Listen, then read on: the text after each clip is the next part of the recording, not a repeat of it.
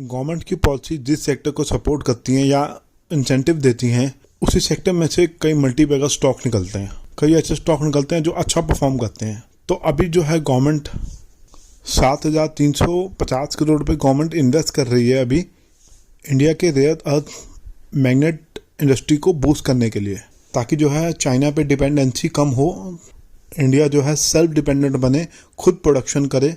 तो basically India में electronic vehicles, wind energy, electronics और डिफेंस, ये कुछ ऐसे सेक्टर्स हैं जिसके लिए रेयर अर्थ मैग्नेट एक इम्पॉर्टेंट कंपोनेंट है।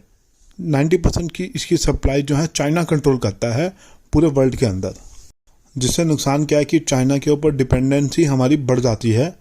अगर हमें रेयर अर्थ मैग्नेट परचेज करना है हमारी डोमेस्टिक इंडस्ट्री की रिक्वायरमेंट के लिए, तो चाइना पे डिपेंडेंट रहना पड़ेगा और जिस भाव पे वो दे रहा है उसी भाव पे लेना पड़ेगा। तो उसकी मतलब एक किस्म से मोनोपोली हो गई।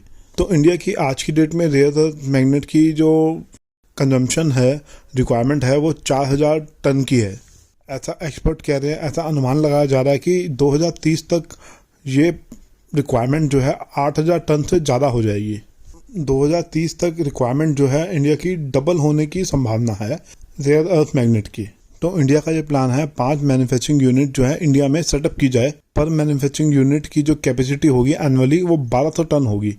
तो ये मैन्युफैक्चरिंग यूनिट सेटअप हो जाते हैं तो इंडिया की जो एनुअल प्रोडक्शन है वो 6,000 टन हो जाएगी। तो जो गवर्नमेंट की जो पॉलिसी है 7,350 करोड़ की इंसेंटिव देने की, इसका जो टाइम पीरियड है वो आने वाला 7 साल होने वाला है, जहाँ पे जो है गवर्नमेंट जो कंपनी सेटअप करेगी, फैक्ट्री जो इन्वेस्टमेंट करेगी, कैपेक्स करेगी, उस पर जो है इंसेंटिव गवर्नमेंट उन कंपनीज को देगी।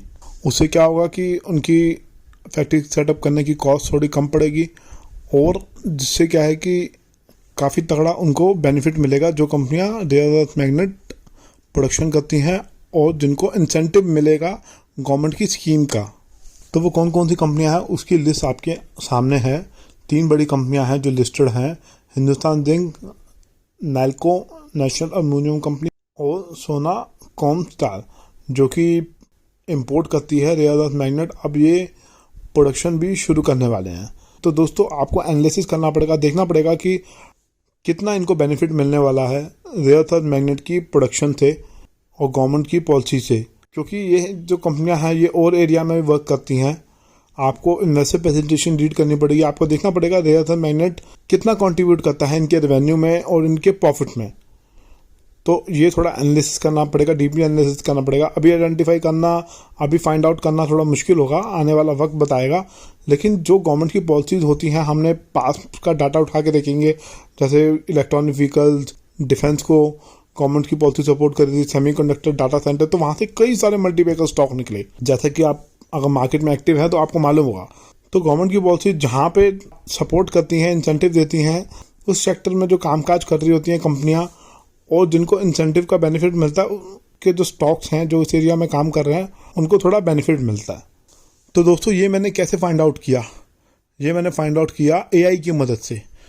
एआई की मदद से, एआई टूल को यूज़ करके, वो भी फ्री में। आप भी कर सकते हैं खुद अपने मोबाइल फ़ोन से ही, स्मार्टफोन से ही। इसके ऊपर मैंने डिटेल वीडियो डाला है, आप उस लिंक डिस्क्रिप्शन बॉक्स में मिलेगा, आप चेक कीजिए, आपको पता चलेगा। एआई को यूज़ करके आपको पता चल जाएगा कौन कौन से सेक्टर को गवर्नमेंट की पॉलिसी सपोर्ट कर रही हैं और उस सेक्टर में कौन कौन सी कंपनियां हैं जिनको अच्छा बेनिफिट मिल सकता है।